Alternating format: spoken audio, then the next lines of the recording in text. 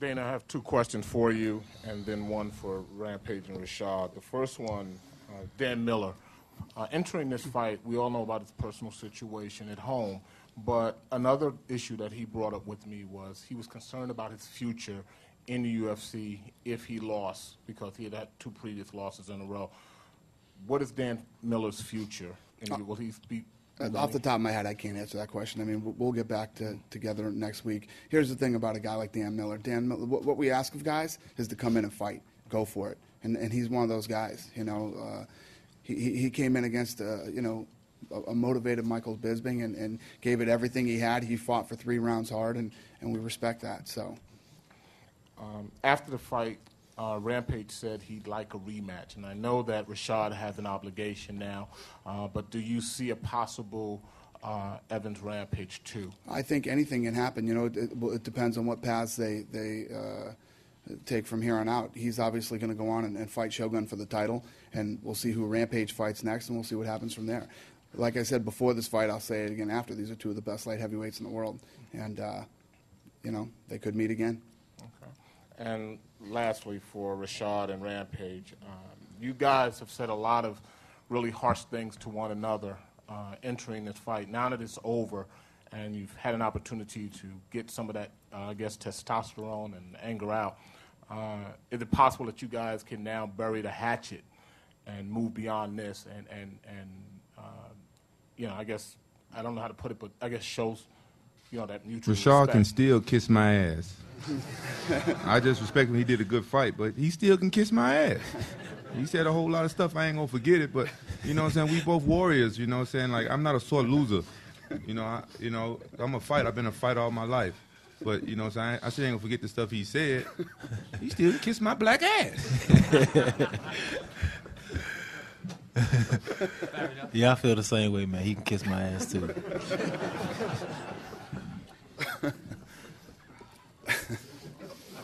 Joe. Question for Rashad. Obviously now title shot on the line. Any message for Shogun as you prepare for another crack at a title you lost? Nah, I'm just gonna just enjoy tonight. You know, it's always worrying about what's gonna happen tomorrow. I'm just gonna live in the moment, just enjoy what happened tonight. And a question for John. Dana was very complimentary of your performance against Diego Sanchez. What did you think of your performance? Did you realize or did you believe it would come out that way? Yeah, I believe that was the kind of way it was going to go. I generally thought he would probably try to grapple slightly more and be up and down on the level changes a bit more. But it's generally how I thought the match was going to go. I mean, I had a great camp with the right kind of people in that camp with my team. So that's how I thought the match would go. The scary thing about a kid like this, like I said, he's only 22 years old. And tonight, you know, for a kid his age and his experience, Diego Sanchez is a huge fight. I'm sure there were a lot of nerves and a lot of, I'm sure it was a very nerve-wracking fight for him. After you get 3 or 4, decent fights in the UFC, you start to feel like this is your home. It's going to be very scary when he feels like this is his home. Question for Quentin. Obviously, there's a lot of bad words spoken before the fight on both sides. One thing that sort of struck me was when you said, and you said this on a number of occasions, that you thought that Rashad was essentially below your level, that he hadn't fought the same level of guys, that he wasn't as good of a fighter. And Rashad, in the Countdown specials, had indicated he thought that was a good thing because it meant that you were underestimating him. Going in, did you feel that way, or was that just something you were saying to get under his skin? And if you did feel that way, do you feel the same way now? Yeah, I feel like tonight wasn't, the real me. I feel like I hesitated too much, and I just don't feel like I was at my best. I'm not going to sit here and make excuses. Rashad is a good fighter. You know what I'm saying? He's he proved. That's why I respect him. He proved have a good strategy. He's real quick, good wrestling. I was surprised he even took me down. But I still feel like I'm on another level. But that's just the way I feel. You're supposed to feel confident in yourself. But I feel like if I hadn't taken such a long time off, maybe the fight might have been different. He still probably would have beat me, but maybe I would have done a lot better. Who knows? This question is for Rashad. Historically, you've been a relatively slow starter in some of your fights. Tonight you came out really fast and seemed to stagger Rampage with that right hand. How important was that for your confidence? It was very important. One thing I wanted to do, I wanted to go in a fight and make him respect me. One thing that Quentin does is if you let him and he gets his rhythm down, he'll tee off on you with those big power shots. So I picked up on something, and I knew if I threw that straight right hand, I might catch him, and I want to jump on him right away to let him know that I do got a little bit of power too. And a follow-up on that for Rampage, were you surprised that he came out throwing like that? Yeah, I was surprised. Yeah, it was good. Question for Dana. Could you talk about your reaction to the Russo-Duffy fight, and how does that rank among knockouts you've seen or turnarounds that you've seen? Holy shit. That's what I said. Duffy was dominating the fight. And when somebody asked a question of these guys earlier about people booing, I think people were booing at stupid stuff tonight. I mean, guys were out there.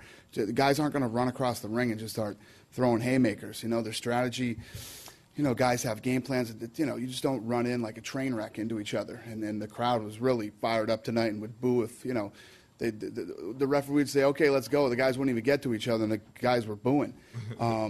There was no, I thought that the other thing was Duffy was fighting a great fight, picking him apart, doing his thing. And I think, if they both had the same physique, the crowd wouldn't have been booing as much, I think, the people thought that, this is a setup. This big, huge muscle guy is going to knock out this flabby guy, which we know Russo's a tough guy. His game is getting you on the ground, and he's a whole different fighter if he gets you on the ground. When he landed that shot, I couldn't believe it, But, dude, this is MMA, and that's what happens. Anything can happen. And one of the other things, I know that Jason Brills and Joe Silva both caught a lot of shit from a lot of people for making that fight, and he shut a lot of people up tonight, I always say it all the time. Joe Silva's the best matchmaker in the business, maybe the best matchmaker in any combat sport. And Jason Brills came out tonight, man, and he proved a lot of people wrong. Everybody knows how badass Little Nog is, and he put on a great fight tonight. He literally put on the fight of the night. Joe's like, Dana, you're absolutely right. Yeah, oh yeah, he's in the hospital right now with a broken wrist. Oh, I thought he did it with the punch. There you go. Yeah, pretty crazy. A couple things, Dana. How do you have any kind of a crowd estimate on as far as the fan expo went? Yeah, Scotty Gertner. Is Scotty Gertner in here? Where you at, Scotty?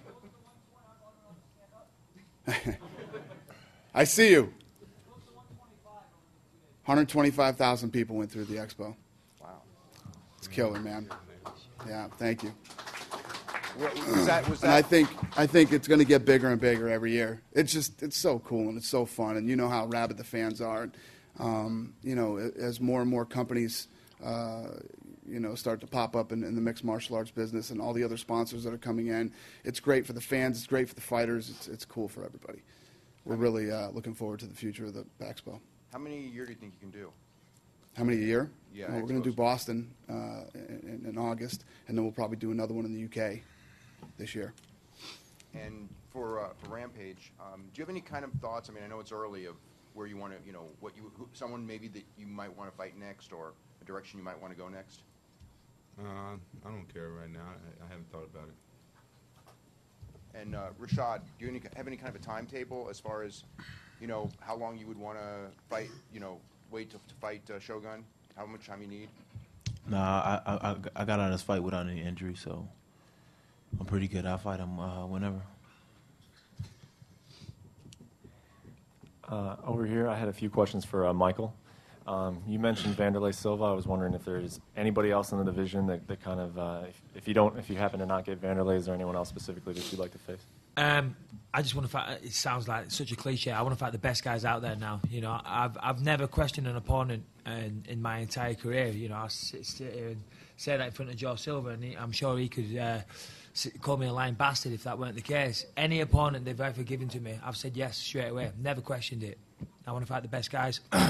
I feel, excuse me, like I'm joking to death. I feel like some of the fights before in the past maybe were a little bit too soon, but as I said before, I'm starting to mature as a fighter now, and I'm ready for those challenges. And You know, now I'm set on becoming the champion. Before, I just wanted to get through fights and win it. Now, you know, in training, the way I'm performing, you know, I think